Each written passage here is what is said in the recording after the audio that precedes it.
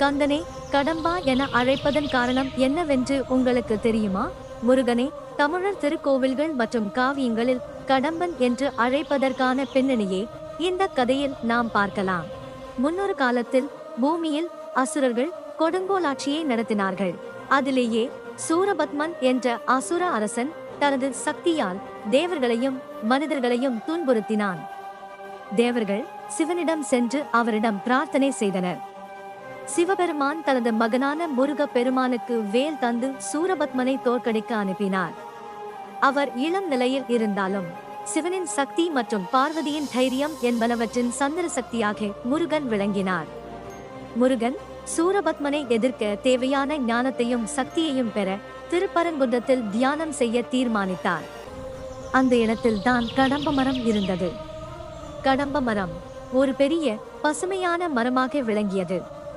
அதன் அடியில் இருந்த நிலம் மிகவும் சக்தி வாய்ந்ததாய் கருதப்பட்டது. முருகன் அந்த மரத்தின் கீழே அமர்ந்து தியானத்தில் ஈடுபட்டார். மரத்தின் குளிர்ச்சியும் அமைதியும் தியானத்திற்கான சிறந்த சூழல் அமைத்தது. மரத்தின் வேர்கள் பரவி இருந்த மண்ணில் தெய்வீக ஆற்றல் இருந்தது. முருகன் அங்கு அமர்ந்ததால் அந்த இடமே புனிதமாக மாறியது. மரத்தின் மீது சூரிய கதிர்கள் விழுந்தபோது அதன் இலைகளில் சிறப்பான பசுமை தோன்றியது. மரத்தின் பூக்கள் அரிதானவை.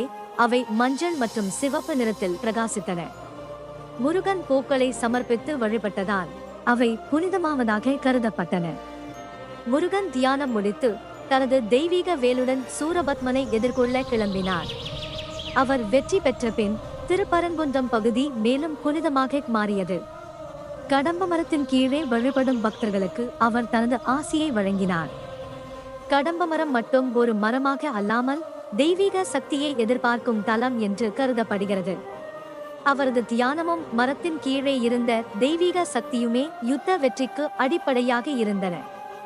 இன்று முருகனின் முக்கிய தலங்களான திருப்பரங்குன்றம், பழனி மற்றும் திருத்தணி ஆகிய இடங்களில் கடம்ப மரம் அருகே பக்தர்கள் தங்கள் பிரார்த்தனைகளை செய்கின்றனர். கடம்ப மரத்தின் பூக்களால் அலங்கரிக்கப்படும் முறையில் முருகனின் ஆசி பெறப்படுகிறது. இதனால் வாழ்க்கையில் வெற்றி பெறுதல், மனநிறைவு, அமைதி, புதிய தொடக்கம் மற்றும் தைரியம் போன்றவற்றை நாம் பெறலாம். இந்த கதை முருகனின் தெய்வீக ஆற்றலின் முக்கியத்துவத்தையும் முருகனுக்கு இயற்கை மற்றும் மனிதர்களிடையே உள்ள பாசத்தையும் விளக்குகிறது.